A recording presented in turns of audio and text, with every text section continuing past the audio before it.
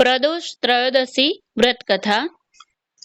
પ્રદોષ રજની મુખમના અનુસાર સંધ્યાકાળ પછીનો સમય અને રાત્રિ પ્રારંભ થતા પહેલા આ બંને વચ્ચેનો જે સમય છે, એટલે કે ભગવાન નરસિંહે જે સમયે હિરણ્યકશ્યપુને સંહાર કરેલો, ન રાત્રિ ન દિવસ, આ સમયને પ્રદોષ કહેવામાં આવે છે।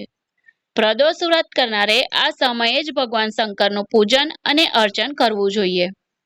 પ્રદોષ વ્રત કરવા માટેની ઉત્તમ તિથિ ત્રયોદશી એટલે કે તેરસ છે। તેરસના દિવસે આવતો પ્રદોષ ઉત્તમ ફળ આપે છે। વ્રત કરનારે તેરસના દિવસે વહેલી સવારે ઉઠી નિત્યકર્મ અને પૂજાપાઠ પતાવી ભગવાન શંકરના મંદિરે જઈ દર્શન કરવા અને મનમાં વ્રતનો સંકલ્પ કરવો। આખો દિવસ ઉપવાસ કરવો, જો નકોરડો થઈ શકે તો વધારે સારું।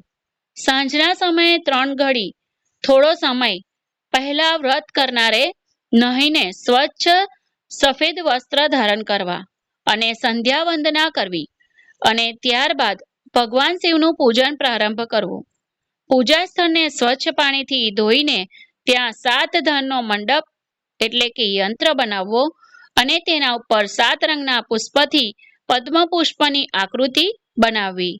તેની સામે પૂર્વાભિમુખ કુશના આસન પર અથવા ગરમ આસન ઉપર બેસવું અને ભગવાન મહેશ્વરનું ધ્યાન કરવું। ધ્યાનનું સ્વરૂપ: કરોડો ચંદ્રમા સમાન કાંતિવાળા નેત્રધારી, મસ્તક પર ચંદ્રમારૂપી આભૂષણ ધારણ કરવાવાળા, પિંગલ વર્ણના જટાજૂટધારી, નીલકંઠ તથા રુદ્રાક્ષની માળાઓથી સુશોભિત, વરદહસ્ત ત્રિશૂલધારી, નાગના આભૂષણ અને કુંડળ ધારણ કરનારા, વ્યાઘ્ર ચર્મક ધારણ કરેલા, રત્નજડિત સિંહાસન પર બિરાજમાન એવા દેવાધિદેવ મહાદેવનું ધ્યાન કરવું। વ્રતના ઉદ્યાપનની વિધિ: બીજા દિવસે વહેલી સવારે સ્નાનાદિ કાર્યોથી નિવૃત્ત થઈને રંગીન વસ્ત્રનો મંડપ બનાવવો। ત્યારબાદ તે મંડપમાં શંકર અને પાર્વતીની પ્રતિમા સ્થાપિત કરવી અને વિધિવત પૂજન કરવું।